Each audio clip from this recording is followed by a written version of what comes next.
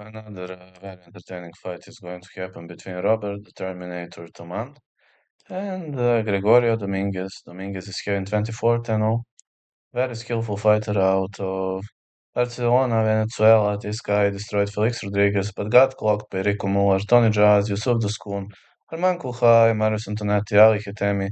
He doesn't care. He accepts every single fight, and the Terminator is knocking people out. Ronit Solanki, Josef Lasina, Mami Kaba, Mohamed Khalid, they all got clocked by this dangerous fella, and I have a feeling that this is just too easy fight for Roberto Man. I've seen Roberto Man, he is having excellent right hand, and he can knock you out within one punch. His footwork is excellent, Philly shelling is decent, covering up is good. He's waiting for a perfectly timed counter, and one punch would settle everything. I believe Toman is gonna knock him out. Dominguez has excellent right hand, so I'm saying fight not going the distance, but I'm confident Toman knocks him out.